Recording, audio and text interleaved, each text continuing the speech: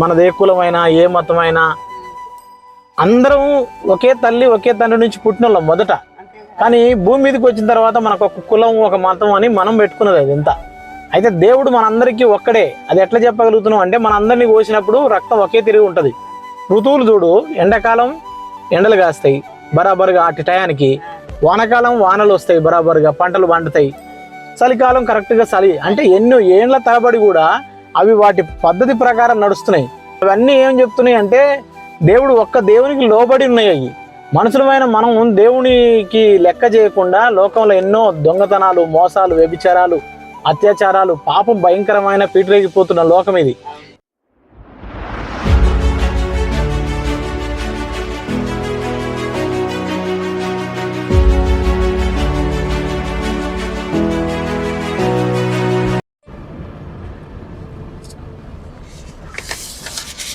బాబాయ్ గారు ఇదిగోండి, చదువుకోండి దేవుని మాటలు. అవి యేసు ప్రభు మాటలు ఉంటాయి, చదువుకోండి. మంచి దేవుడు, నిజమైన దేవుడు, ఏకైక దేవుడు, ఈ లోకయాత్ర ముగించినాక మనల్ని నరకాన్ని నుంచి తప్పించగలిగే ఏకైక దేవుడు. ఆయన మన కోసం ప్రాణమే పెట్టిండి ఈ లోకాన. ఆయన గురించి మాటలు ఉంటాయి. అంతేకాదు ఈ లోకంలో ఎటువంటి అనారోగ్యం ఉన్నా ఆయన సన్నిధిలో ప్రార్థిస్తే అద్భుతంగా బాగు చేస్తాడు. యేసు ప్రభు నిజమైన దేవుడు. బాబాయ్ ఒక్క నిమిషం దాన్ని చదువుకో, పేపర్ నీకు అర్థమవుతుంది, సరేనా? దేవుడు నిన్ను రక్షించును గాక.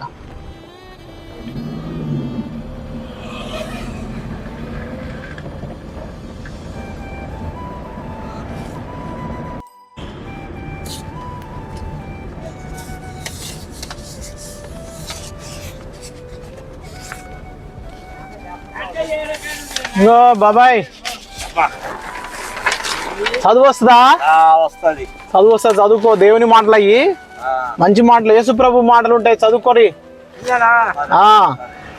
ఇగో బాబాయ్, మనం ఈ కులం మతం అనేది మనం పెట్టుకుందే. ఏ కులానికి ఏ మతానికి సంబంధించినోడు కాదు దేవుడు. దేవుడు యేసు ప్రభు 2026 సంవత్సరాలు అంటున్నాం కదా. ఆ 2026 సంవత్సరాల క్రితం భూమి మీదకి వచ్చిండు ఆయన. మనందరి కోసం ప్రాణం పెట్టిండు ఆయన. ఎవరు మనుషుల కోసం ప్రాణం పెట్టిన లేరు, కానీ ఆయన ఏకైక దేవుడు. ఆయన రక్తం చేతనే మన పాపాలు కడిగేయబడతాయి. రేపు మరణించినప్పుడు స్వర్గానికి చేరడానికి ఈయన ఒక్కడే మార్గము. యేసు ప్రభు గురించి తెలుసుకోరి, ఈసారి ఆయన గురించి తెలుసుకోరి, చదివించుకోరి పిల్లలతోటి. మంచి దేవుడు.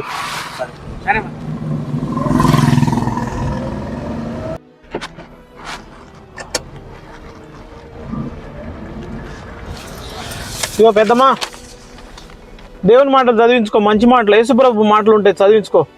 యేసు ప్రభు అందరికీ దేవుడు. ఆయన ఒక కులానికి ఒక మతానికి సంబంధించిన ఆయన కాదు. ఆయన మనందరి కోసం ప్రాణమే పెట్టిన ఆయన.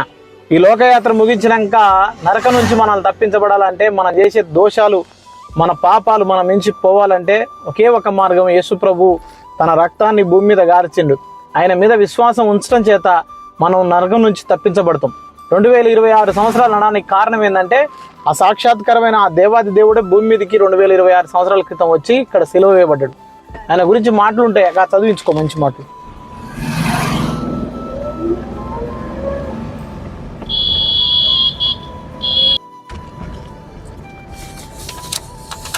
ఇదిగోండి అక్క, చదువు వస్తుందా? ఆగో ఇది మంచిగా వీడియో వింటున్నావు కదా. సరే, దాంట్లో కూడా వీడియోలు వస్తాయి, ఆ కింద పేరు కొడితే. సరే కానీ ఒక మాట, మనం భూమి మీద కొంచెం ఆపుతావా? ఒక నిమిషం ఆపు.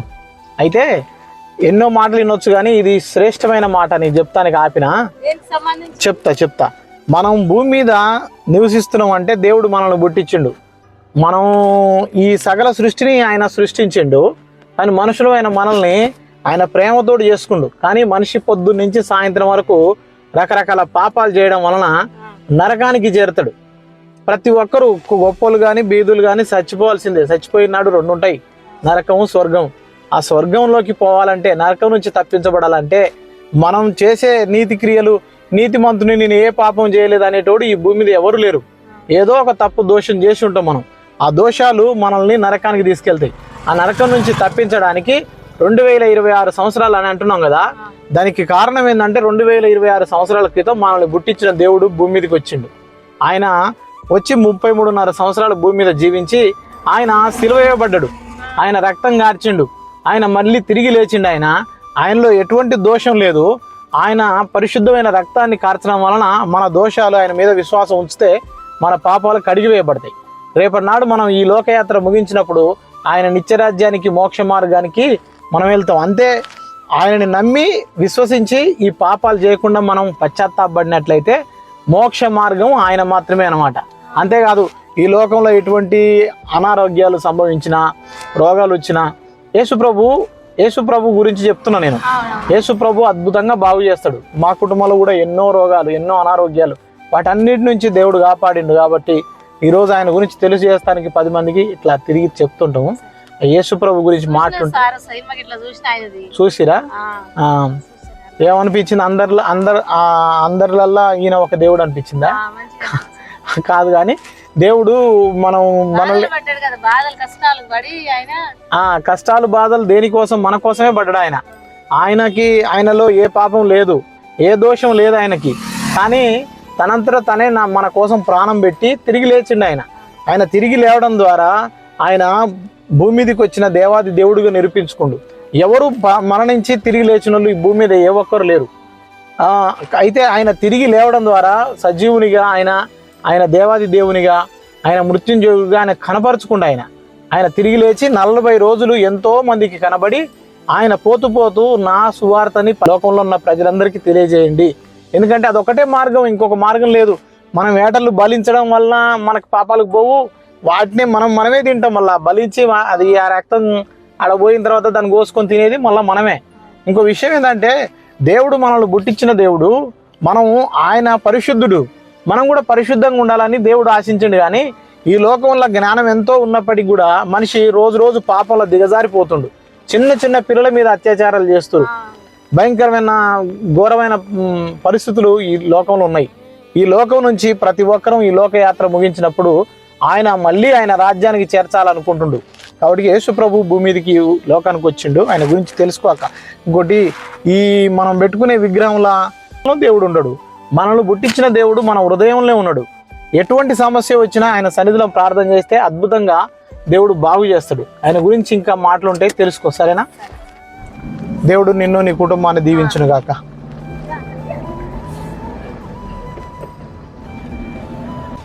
నేను దందా అయిపోయిందా? తెలుగు అయిందా? హిందీ పోయా దందా?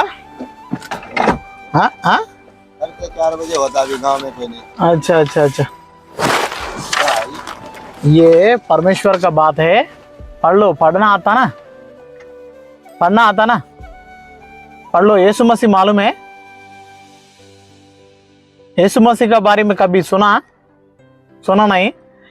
परमेश्वर है वो. 2026 साल बोल रहे ना अपन. उसका कारण क्या है? 2026 साल का पिछले धरती पे आया. वो आपको मेरे को सारा धरती पे जितने लोग हैं उतने सब लोगों को उन्हें अपने को हिंदी पढ़ना आता ना? आपको पढ़ लो. ठीक है?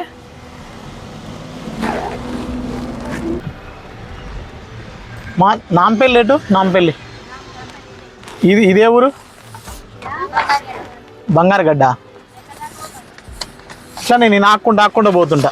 ఇదిగోండి, చదువుకోండి. దేవుని మాటలు, యేసుక్రీస్తు మాటలు ఉంటాయి, చదువుకోండి.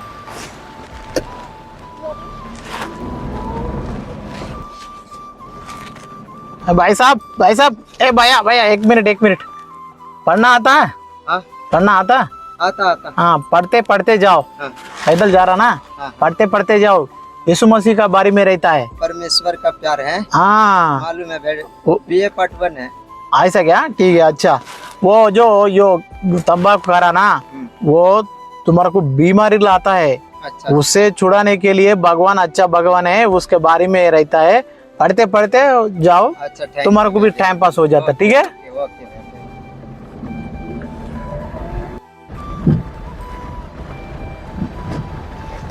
ఈ రోడ్ ఎంత లెక్క ఉంది బాబాయ్? కరావు ఇంతే ఉందా రోడ్ అంతా? ఎన్ని కిలోమీటర్లు ఉంటది ఇట్లా?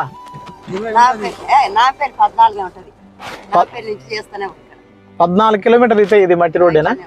అమ్మా, నేను నాంపల్లికే పోవాలి. సరేలే. ఇగో పిల్లలతో చదివించుకోరి యేసు ప్రభు మాటలు. 1 నిమిషం మనం భూమి మీద పుట్టిన మనము మనుషులు అంటే మనది ఏ కులమైనా ఏ మతమైనా అందరం ఒకే తల్లి ఒకే తండ్రి నుంచి పుట్టిన వాళ్ళం మొదట. కానీ భూమి మీదకి వచ్చిన తర్వాత మనకు ఒక కులం ఒక మతం అని మనం పెట్టుకున్నది అది ఎంత.